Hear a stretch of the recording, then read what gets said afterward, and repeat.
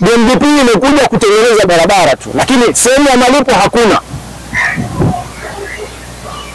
Sio katoka ukasema diwani ametuita sio kuna gharama tutakuwa tumevunjwa sio kuna kulipa, hakuna. Lazima niwe mkweli. Tukatoke tukavunje maeneo yetu. Wala wavamia barabara. Mtanichukia lakini baadaye mtaona mzuri. Sasa wale wote lazima tukubaliane ukweli. Tusidanganyane hapa sio kuna nini, hapana. Mimi mwacheni jamani. Katika ile notice tumetoa siku 10. Tunaomba ndani ya siku 10 tupisheni barabara. Sitaka kumbembeleza mtu kumwambia sio nini, hapana. Ni maendeleo. Maendeleo bwana, mimi lazima kila siku mimi naambia watu. Maendeleo sasa na mama anayeshika ujauzito.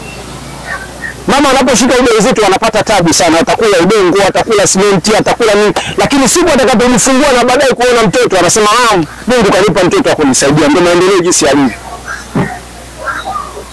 Sasa leo mimi nakuja kuambia ndugu zangu, wale wote waliovamia maeneo ya barabara, ile notice tumetoa juzi ya siku 10, ndani ya siku 10 tuondoke.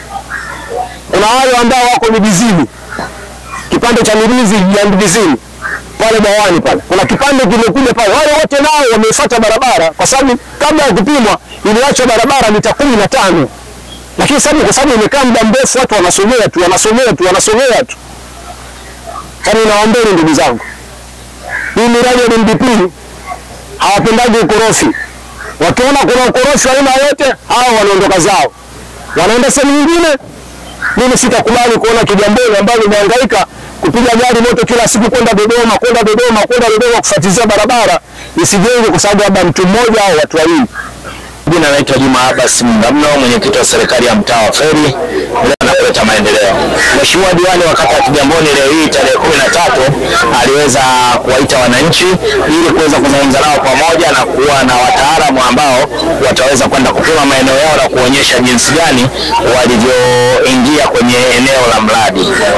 Bahati nzuri Mheshimiwa diwani ameweza kuongea na wananchi vizuri na amewaeleza wananchi barabara inapotaka kujengwa kuna kasoro mbalimbali zinatokea, lakini katika kasoro hizo zinazotokea mbalimbali inawezekana ikawa ni makosa ya wananchi au inawezekana ikawa ni makosa labda ya kitaalamu. Kama ni makosa ya kitaalamu basi itaonyesha vipimo kwamba kosa la kitaalamu ili hapa, lakini kama kosa la mwananchi basi tunaomba mwananchi aipishe barabara ili mradi uweze kuendelea. Bahati nzuri inaonekana kabisa eneo kubwa la Kigamboni lilipimwa, kwa hiyo lipo katika utaratibu wa vipimo, na baada ya hapo kila mwananchi aweze kufuata utaratibu huu na mradi uweze kuendelea. Jamani, Makongo ni mwenyekiti wa soko la Kurasa. Kwanza awali ya yote tunashukuru kwamba Kigamboni sasa tunakwenda kwenye maendeleo ya kimsingi kabisa ya miundombinu. Hii sio kosa kabisa, tunashukuru na tunaipongeza serikali. Kwa jina naitwa Ibrahimu Galula, mkazi wa Kigamboni, mzee wa Kigamboni. Tunafurahi na tunashukuru sana kwa mama yetu Mama Samia kuleta maendeleo na kwa wananchi tumekubali barabara hii ili maendeleo yetu wananchi wa Kigamboni. Hatuna tatizo na hilo, tunashirikiana na serikali pale ambapo kuna matatizo tutarekebisha kwa hiari bila kushurutishwa. Tunafuata sheria na haki ili tuweze kupata maendeleo kwa ajili ya nchi yetu. Habari Kigamboni na safi sana.